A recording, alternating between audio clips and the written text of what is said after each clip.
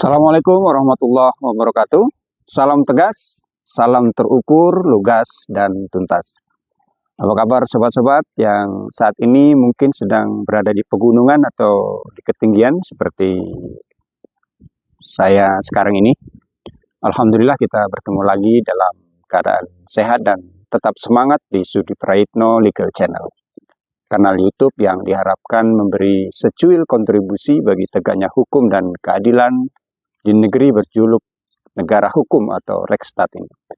Melalui tentu saja proses penegakan hukum yang menurut pandangan Gustav Rechtsbruch, seorang ahli hukum dan filsuf dari Jerman yang hidup pada 1878 sampai 1919, tidak hanya semata-mata untuk memberi kepastian, tapi juga kemanfaatan dan keadilan bagi seluruh warga masyarakat. Termasuk penegakan hukum atas dugaan pelanggaran dalam proses pencalonan Gibran sebagai wakil presiden dalam pemilu presiden dan wakil presiden yang lalu melalui mekanisme pemakzulan atau impeachment atau pemberhentian oleh Majelis Permusyawaratan Rakyat yang kini sedang ramai dibahas. Haruslah juga ditujukan untuk kepastian hukum, kemanfaatan, dan juga keadilan. Sobat Legal Channel, seperti diketahui, sebanyak 332 orang pensiunan Tentara Nasional Indonesia berpangkat kolonel sampai jenderal pada tanggal 17 Agustus lalu mengusulkan pemberhentian atau pemakzulan Gibran dari jabatan wakil presiden. Alasannya karena yang bersangkutan dianggap tidak memenuhi syarat sebagai wakil presiden sesuai ketentuan pasal 169 huruf Q Undang-Undang Nomor 7 Tahun 2017 tentang pemilihan umum, yaitu berusia paling rendah 40 tahun. Melalui sekretaris jenderalnya, surat resmi dari para pensiunan TNI yang dikirim 2 Juni 2025 tersebut sudah diterima DPR RI dan menunggu respon dari pimpinan DPR apakah akan diproses atau sebaliknya. Spekulasi pun muncul di tengah masyarakat. Akankah usul pemakzulan Gibran sebagai wakil presiden ini akan berakhir dengan pemberhentian atau hanya akan menjadi polemik tanpa akhir seperti dugaan ijazah palsu milik ayahanda sang wapres yang sampai hari ini masih ruwet bak benang kusut. Maka dalam kesempatan yang baik ini mari kita coba menghitung berapa persentase peluangnya.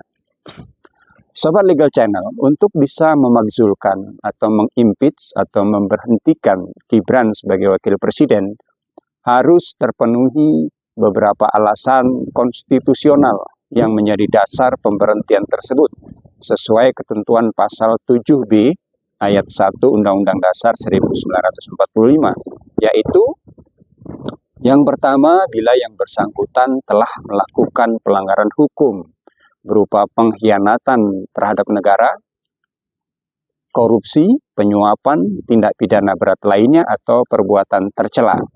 Dan yang kedua, ini bisa alternatif, bisa juga kumulatif. Bila yang bersangkutan tidak lagi memenuhi syarat sebagai wakil presiden. Secara singkat, sebenarnya hanya ada dua alasan utama yang bisa digunakan untuk memberhentikan Gibran sebagai wakil presiden, yaitu karena Gibran melakukan pelanggaran hukum pidana, dan yang kedua karena Gibran melakukan pelanggaran administratif, dalam hal ini tidak lagi memenuhi syarat sebagai wakil presiden, seperti yang diusulkan oleh para pensiunan TNI kepada MPR beberapa waktu lalu.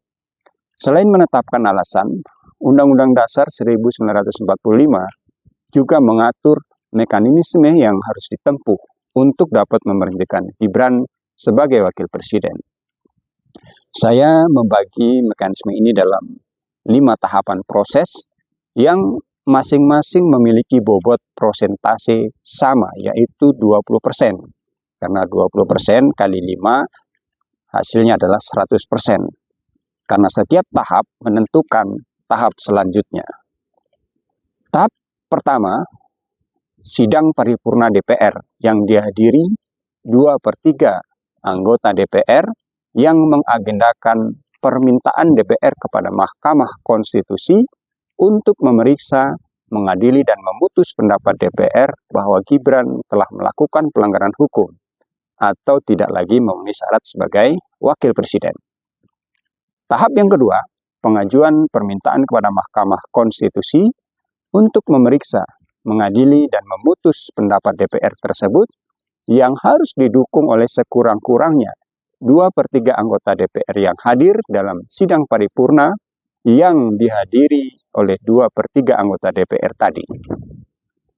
Kemudian tahap yang ketiga, persidangan Mahkamah Konstitusi yang menyatakan bahwa Gibran terbukti tidak lagi memenuhi syarat sebagai wakil presiden.